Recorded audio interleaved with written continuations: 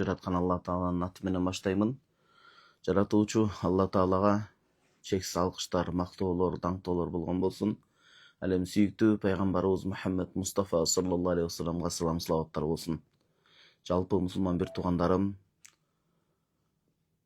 калың букара элим баарыбызды мына ушул кирип келген Курбан айты менен куттуктамакчымын. Бул майрам баардыгыбызга берекени алып келген болсун. Аллах Таалам баарыбызга биринчи кезекте бекем ыйман, чын ден соолук, бул дүйнөгө келүү максатын унутпастан, капилетке кабылбастан, жакшынакай пайгамбарыбыз саллаллаху алейхи вассалам сүннөттөрүндө көрсөтүп, ийне жибине чейин түшүндүрүп, талдап көрсөтүп кеткендей, Аллах Таалам өзү жакшы көргөндөй татыктуу өмүр сүрүп, жер бетин гүлдөтүп, жакшы өмүр сүрүүнү Аллах Таалам баарыбызга насип кылган болсун. Айша энебиз Аллах ыраазы болсун, өзүнүн сөзүндө эскерет.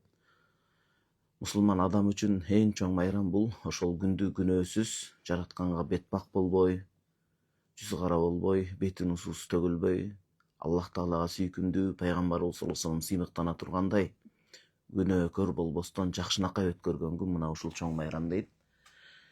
Бүгүн мына ушул курбанчылык союлду. Бүгүнкү күндө көптөгөн жакшы ибадаттар аткарылып атат. Аллах Таалам окуган айт намаздарыбызды кабыл кылсын.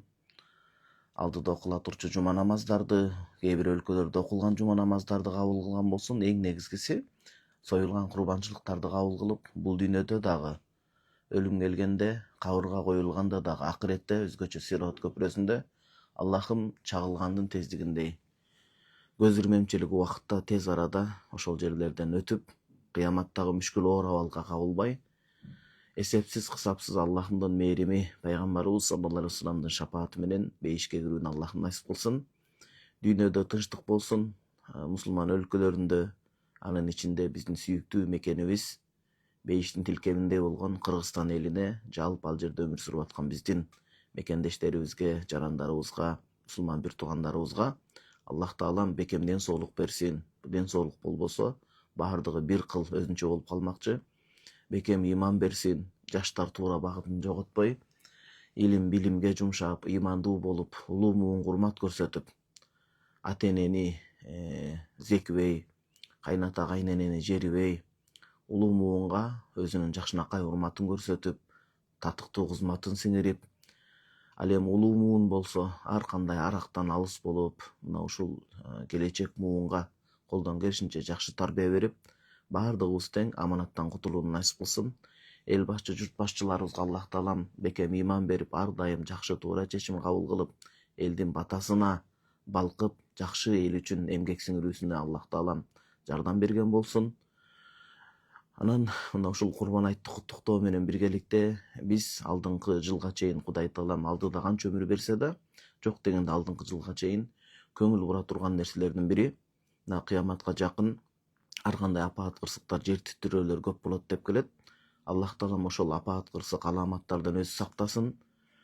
Аллахтын каар азабын чакыра турган сүткордуктан, ушул зинакорлуктан, адамдын акысына кирүүдөн, ынтымакты бузуп, ынтымакты ыдыратып, бөлүнүп жарылуудан биз сактанышыбыз керек болот.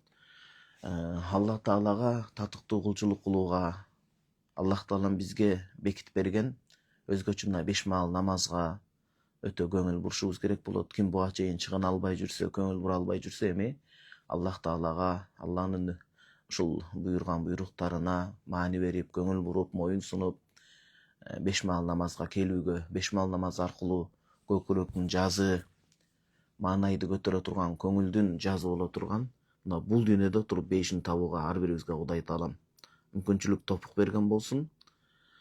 Апаларыбызга, аталарыбызга, урук туугандарга, мекендештерибизге, мусулман бир туугандарыбызга Аллах Таалам диндеш баардыгына жардам берген болсун.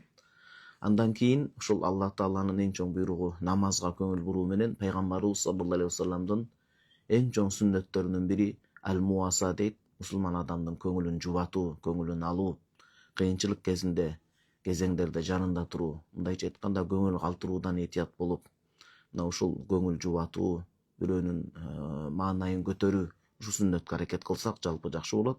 Үчүнчү, ар бирибиздин мойнубузда аманат бар, ошол аманаттын өтөөсүнөн чыгып, ким кайсыл тармакта кандай орунда болбосун, моюндагы жоопкерчилигин тикелей так аткарып, Аллахтын астында, пайгамбарыбыз саллаллаху алейхи вассаламдын астында кыяматта, бул дүйнөдө момун мусулмандардын эли журттун астында жакшынакай ар бирибиз өзүбүзгө илинген аманатка так жакшы кароону Аллах таала насип кылсын. Төртүнчү көңүл бура турган нерсе бул үй бүлө. Үй бүлө. Анткени адам баласы сыртта жүрүп канча байлык табууга, киреше табууга аракет кылбасын, бирок эң чоң байлык үйүнүн төрүндөгү ата энеси, кайната кайненеси, үй бүлөсү эркек адам үчүн сүйүктүү, колуктуусу, жубайы, эртеңки урпагын улап кетүүчү келечек муундары бала чакасы экенин унутпаш керек. Бул эң чоң байлык болмокчу.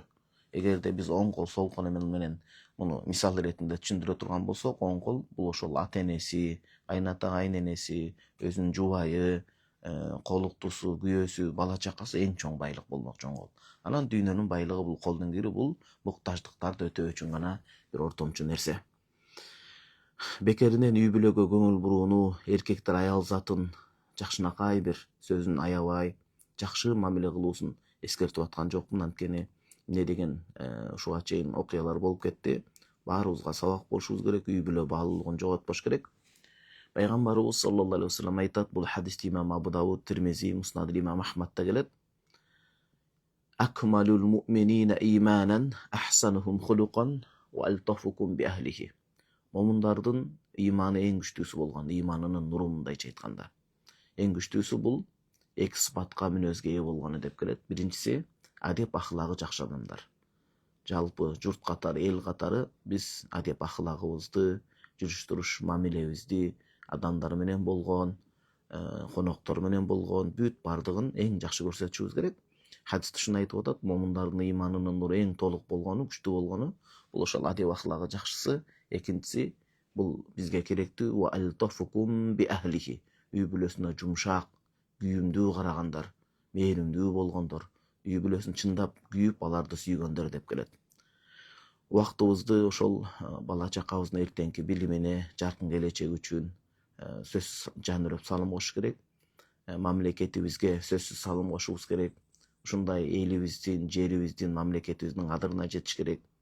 Андан жогору чыга турган болсок, мусулман үммөтүнүн өсүшүнө, дамышына илим, билим менен, жакшы адеп ахлак менен, андан кийин жалпы адамзатына исламдын ушунчалык баалуу акыйкат дин экендигин чагылдырып, илим, билим өнүгүү менен салым кошушубуз керек. Аллах таалам баарыбыздан ыраазы болсун, урматтуу жамаат. Аллах таалам ушул курбан айтты берекелүү кылсын. Бул күндөрдү ушул алыскы туугандардын башын бириктирип, араздашып, урушуп кеткен адамдар менен жарашып, кимге аласа бересе урсак алдынан өтүп, мүмкүнчүлүк түшүндүрүп, карыздардан кутулуп, мындан кийин эми жакшы ак барак менен жашоону Аллах насип этсин. Ассаламу алейкум рахматуллахи ва баракатух.